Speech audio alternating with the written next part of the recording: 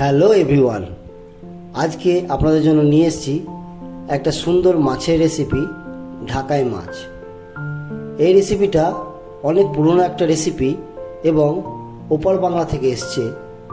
আমার ধারণা এই পদটি হয়তো অনেকেই এখনও ট্রাই করে দেখেননি, কারণ সচরাচর এই রান্না আমি কারোর বাড়িতে দেখতে পাই না। আমি নিজেও এটা প্রথমবারের জন্যই ট্রাই করলাম। এই রান্নার সবথেকে মূল বৈশিষ্ট্য হলো এই রান্নার জন্য আপনাকে মাছগুলোকে ভাজতে হবে না। বাই দ্য ওয়ে, আমার নাম শেফ ভুবি আর আপনারা দেখছেন ভুবিস কিচেন। চলুন তবে রান্নাটা শুরু করা যাক। এর জন্য আমি নিয়ে নিয়েছি বড় সাইজের 6-7 পিস মতন কাতলা মাছ। ধরুন ওই আন্দাজ মতন 600 গ্রাম হবে। এবার আপনাকে ওর মধ্যে দিয়ে দিতে হবে একটু ভালো পরিমাণে তেল, কারণ এটা দমের মধ্যে রান্না হবে, মাছগুলোকে আমি ভাজছি না।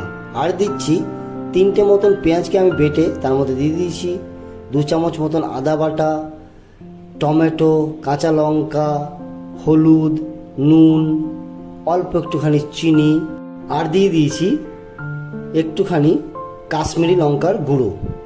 আমার সব মশলা দেওয়া হয়ে গেছে। এবার আমি এটাকে ভালো করে মাখিয়ে নেব। দেখুন কত সুন্দরভাবে আপনাকে মাখিয়ে নিতে হবে। আপনার সবগুলো মাখা হয়ে গেলে আপনাকে যে কাজটি প্রথমে করতে হবে সেটি হলো এটিকে ফুল আঁচে 2-3 মিনিট মতন ফুটতে দিতে হবে।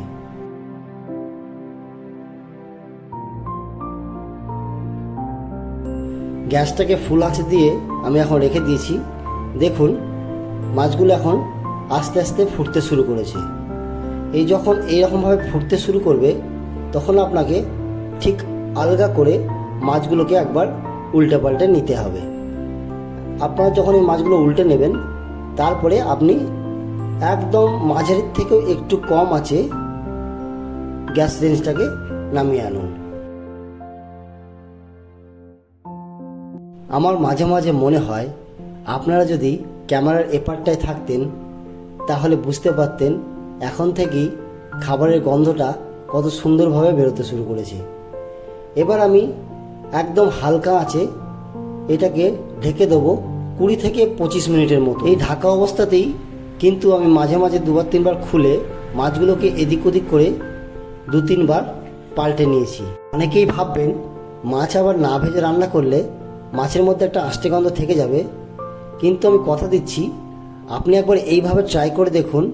মাছের আষ্টে গন্ধ তো থাকবেই না, বরং এর টেস্টও আপনি অন্যরকম পাবেন। দেখুন মাছটা কত সুন্দর একটা কালার দিয়ে দিয়েছে। কত সহজেই কিছু ঘরোয়া উপকরণ দিয়ে কত তাড়াতাড়ি একটা ভালো মাছের পদ তৈরি করা যায়। আপনি এটা রান্না করুন, তাহলেই বিশ্বাস করবেন। Till then, bye. ভালো থাকবেন, সুস্থ থাকবেন।